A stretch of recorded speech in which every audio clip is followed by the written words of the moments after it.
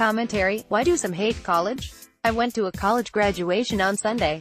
Graduations are festive events, where everybody dresses up, smiles a lot and congratulates everyone else. They are called commencements because the ceremony represents the beginning of a new life as an educated person. A college education in America is expensive, nearly $100,000 for students at public universities in their home states and over $200,000 at smaller private colleges. But as an investment, that expensive education is clearly worth it. College graduates earn on average nearly twice what those with only a high school diploma earn, which adds up to over $1 million in lifetime wages. The unemployment rate for college graduates is about one-third that of high school graduates.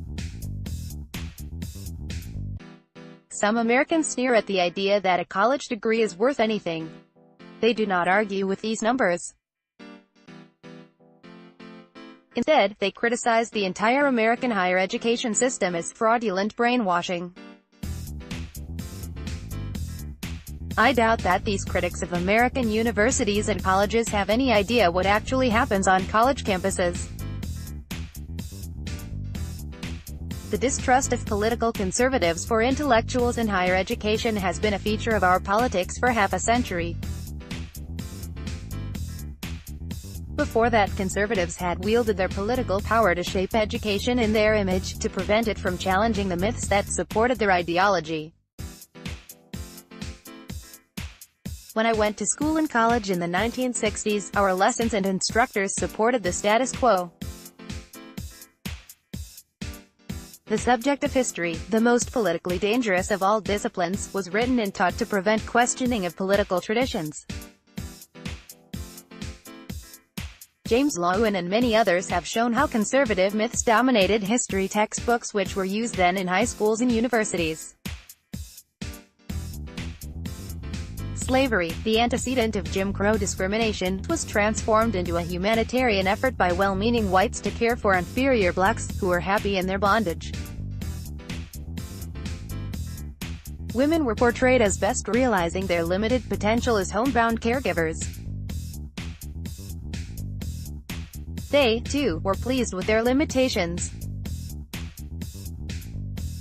White men taught these myths, assigned textbooks written by white men, in courses selected and organized by white men, and made sure that when one white man retired, another one was found to take his place.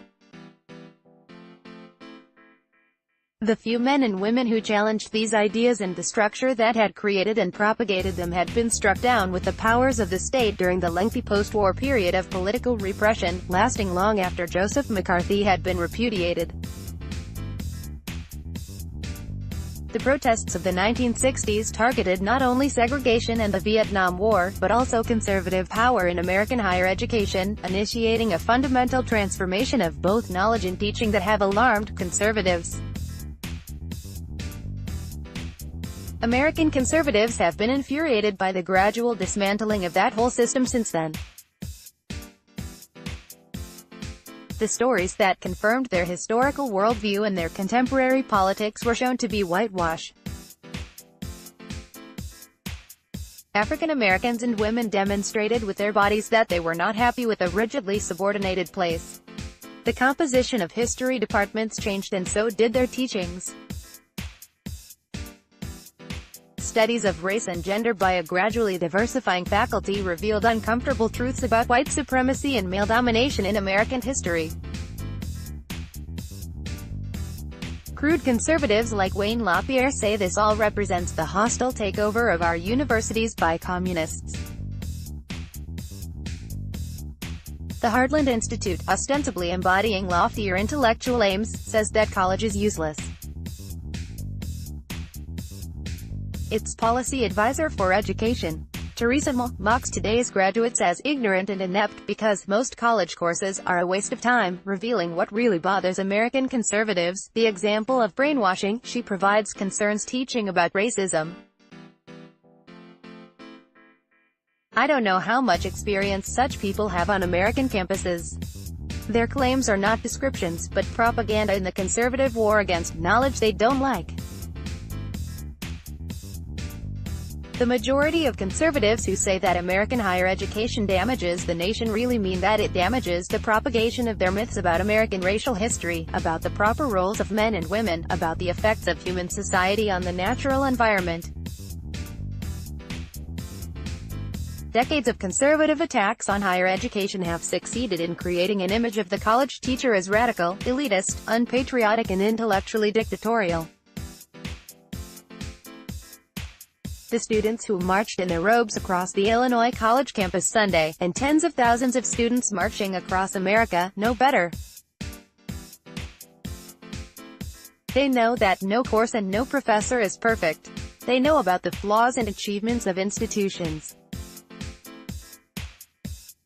They know that they have been challenged, not brainwashed, encouraged, not repressed, coached and tutored and prepared for useful lives. They say the word professor with respect. The real students I met are thrilled to graduate because they appreciate how their college years and college teachers have transformed them. They are wiser, more knowledgeable, more skilled, more expressive, and more confident. They know themselves better, what they are good at, what they want, how to use their personal skills to achieve their goals. At commencement, they're doubly happy, happy to be done and happy for what they have gained. Good for them and good for us all. Steve Hochstadt is a writer, a gardener and a retired Illinois college professor of history. His column appears Tuesdays in the Journal Courier and is available at stevehochstadt.blogspot.com.